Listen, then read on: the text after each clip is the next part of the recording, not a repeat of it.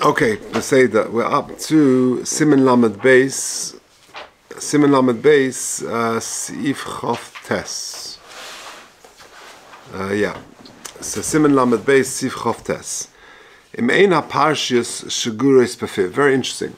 So imagine you are a Sofer and you're writing the Parshas for the Mezuzahs.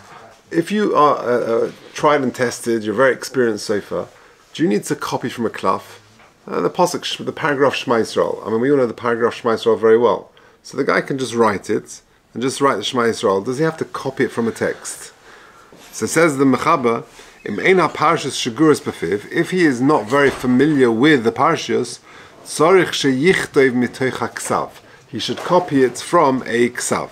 Says the Mishnah Berurah, Sif Kotan Kuf Lamed Gimel, Sheguros Befiv, Dahainu, Be'ez shehu maschel lichtov.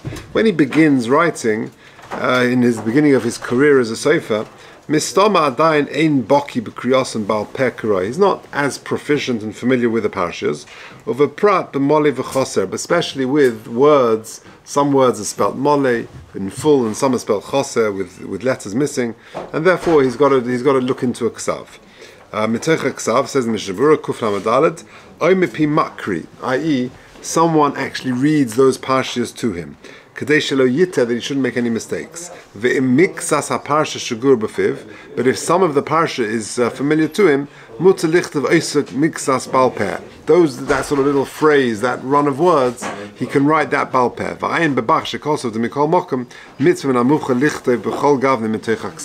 The Bach, however, says it's always good practice to write the parsha for the tefillin from a ksav, from a text in front of you. Okay, halacha lamed. Says the Mechaber, Ein reshai lichtov elim kein yodeh likros. Very interesting halacha. You're not allowed to write parshas of tefillin unless you know how to read. Unless you know how to read. Says the Mechaber, says the Mishnah Berurah in Kuf Lamed Hey, yodeh likros, dilav hachi, because if you don't know how to read, bekal yochel litos ve'ena margish. It's easy to make mistakes and you won't pick up on them. So you can't be a Sofer if you don't know how to read, because what's the alternative? You're like an artist. You're copying shapes of letters and things like that. But if you can't read, you're going to make mistakes. Lamed Aleph. Says the Mechaber, if you're not copying from a ksav, lo yichtov al peh, then don't write based on the dictation of somebody else. Unless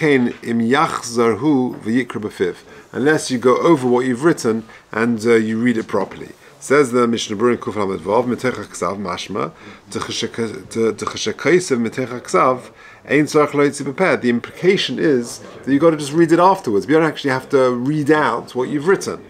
Umayri davka kasheguros lei, where it's very familiar to you. Gamkein va'oz lo chashin shemeyita. Then we're not worried you might make a mistake. Kein kosam magen Avram v'lirab letaris lo tik shemeha. That you shouldn't ask a kasha from that which says in Yerodeh Siman Reish Ayin Dalet Sif Beis va'ayim prima godim shein kavonas magen Avram. Avo. Harbe me'achronim cholku al zeh. Many achronim argue with this, or pasku, and they rule the b'chol gav nitzorech lo hitzi ateva mepiv kodim sheyichtevena. Before the Sofer writes it, he should actually articulate the word, and then he writes the word. V'hatam kosav Bach, and the Bach gives the reason to kachi mitzvahs k'siva Sefer Torah mezuzahs. That's how you write a Sefer Torah and a mezuzah. Kadei shetehei kedushas hevel kriyas kol teva v'teva hayetz mipi hakoireh. That the breath of the word that he's writing of the mipi hakoireh nimsheches ala oisios should somehow spread over the letters that you're writing. K'shekeisav eson b'klaf. Very interesting. So that you should actually articulate, verbalize the word you're writing, that the air of your mouth should come out and should spill onto the paper. All of this is lechatchila. That it doesn't puzzle it if you didn't do it, so long as you didn't make a mistake. Al peh shemakra, v'afilu hushago b'fiv gamkein. Even if he is very proficient with the parsha, v'yikra b'fiv, he should actually articulate it. Kol teva v'teva kodim sheyichtevena, every word. So you're writing Shema, you say it, and then you write it out. Yisrael, etc. Every word, kadei shelo yitza, that you shouldn't make a mistake. V'cholshkein imhu koisiv al peh b'li makra. And certainly, if you're doing it without someone dictating it to you.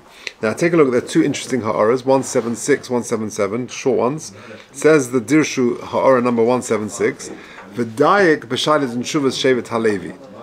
Ravozn is medayik from this Mishnah Berurah. Sheroi lahachma v'likra kol teva b'fnei atzma. You read out one word, at a time. V'loi likra kama tevas. You don't say Shema Yisrael and then write out Shema Yisrael. Hashem Elokeinu Hashem Echad, and then write those words. But each word separately, v'lekoisum b'basachas. But you don't, one at a time. So the Shevet Halevi is medayik one word at a time, and then you write it. 177. Mitam zeh kosva keses hasofer shebeteva shel kri. Now, what would you do in the words which is written differently to the way it's actually verbalized? There's a kri uksiv. You read it one way and it's written another way. So what does the Sofer do? So he says, Yikres ateva kamei haksiv. For the Sofer, the ikar is how he writes it. He's not leaning in shul, and for him the ikar is the ksiva, and he's got to write it as it's written. He should read it out as it's written, not as it's normally read. Kadesh lo yitze b'ksiva, so he shouldn't make any mistakes. Okay, lamed beis. Tzorich lo niach cholog lamalo. He should leave a little bit of a gap, a bit of a clough, kadei gaga shel lamed, above the lamed. Now the lamed, if you picture in your mind the writing of the ksav, you've got blank lines in between. You leave a bit of space in the line above. The problem letter is they're going to be lamed, which goes up, and you're going to have a final chaf, final nun, etc., which goes down. So you leave a bit of space above the top of the lamed. Right? So says the Mechaber, tzorich l'niach cholok, you've got to leave a little bit of smooth cloth, a bit of the parchment, l'malo, k'dei gaga shelamed, says the Ramah, sheyugam heim mukafin gwil, that there should be a bit of parchment around the top of the lamed. Or l'matzo kashir kof v'nun pshuta, when you've got a final chof and final nun, which goes down, you've got to leave a little bit of border underneath that. Says the Mishnah Berurah. Let's do the Mishnah Berurah till there. Kuf lamates lamala me'ashitas kadei gaga shelamed. Venerally says the Mishnah Berurah, tahanu michtav beini, a regular size letter. Afilu he kaisev rak sav cotton. Even if he writes it in small, you got to leave a bit of a gap. Tahalu omer b'menachos. The Gemara says in Menachos daf lamed beis, lamed kamloi atava desafri. A lamed has got to be kamloi atava desafri. Is the clips of a Sofer. The Sofer would take a little bit of a clip and he would sort of hold it down so that the parchment, the cloth, doesn't curl when he writes it. So you have a little clip on top of each of the cloth. The lamed, etc. And the Mepharshim explain that he should write the top of the lamed, etc. If he misses the yeshchiluk bazer of the different sides, I assure him, what's the shir? It's sort of very arbitrary. And you can be midaycha the rai of the Gemara that midaycha this point, and the Gemara is talking about regular writing. Okay, pshuta, that means the kof and the nun pshuta, they come down into the lettering. V'oid mashu la kofas gvilim, just leave a little bit of border of cloth around the bottom of the chof, the final chof and the final nun. There's always a bit of space there. You leave a little bit above the gag of the lamed, half a nail size. That's only a lechatchila. Okay, back to the Mechaber. In the beginning of the parasha. So till now we've been talking about the scap you leave above and below letters. But what about at the beginning of the parasha, at the beginning of each line? How much space do you have to leave? The MS is you can write it right against the edge. However, says the Ramah, miu nagin soifrim lahaniach ktsas b'tchila v'soif. You leave a little bit of a border at the beginning and at the end of each line. V'tzorich lahaniach ben kol teva v'teva kamole ois. And between each word, how much space do you have to leave? In the size of a letter. V'chein ben hashitim kamole shita. And so too, between each row, you leave a blank row. Or vein kol ois kamole chut hasara. Between each letter, you leave a tiny hair's breadth. The sign of a hair, the size of a hair. And you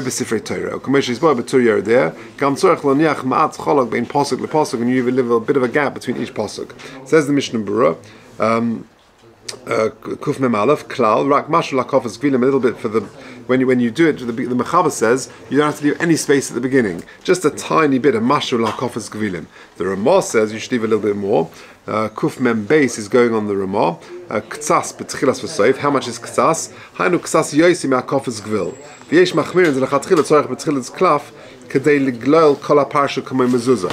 So in the picture of the picture book here, he's got a picture. According to the Mechaber, you can mamish go to the end, you leave a tiny gap. According to the Ramah, you should leave a little bit of a gap. There are those who are machmir to leave much more of a gap, like that, as the Mishnah Berurah says, that when you roll it, you've rolled it up, imagine, and then you've got the whole thing covered by blank parchment. You see what I mean? Imagine you've got your klaf and you leave a bit at the beginning, so you roll it, and you've got a ball, and then you roll that final thing, and it's all surrounded by blank parchment. That's the lechatchila. Or covered. Or protection. Okay, ice. So again, we said that between each between each word you have a mole ice. What ice? Ice katana shel yud, but the little yud, but the ever the ein lifsal LMK nearest kateva achas the tinuk de lechakim letovish. So long as it looks like one word for the kid, the of average intelligence. Shitta, between each row you leave a shitta, another row. That's only for Sefer Torah. And indeed, that is a practice for Sofrim. I guess they want to sort of save the parchments, and therefore they do that. Chut hasa'ara, between each word, between each letter, you just need the chut hasa'ara. So long as the word doesn't look like two words, then you're okay. Your commission is by Kozeh B'Yerodeh B'Simen Reish Ayin Zayin in Sefer Torah. And then we said, finally, Ma'at. You should leave a little bit. Ma'at chola bein posuk. The posuk says the Mishnah Berurah in Sivkot and Kuf Mem Vav. Aval Hamogen Avram b'Shem Kama Chronim v'Agra B'Yura B'Chriyu De'ein Tzorich Lahaniach Cholak Yosim Bein Teva LaTeva. You don't need to leave much between each teva. Be'emetz a posuk, in the middle of a posuk. Okay, say it. We'll leave it at that.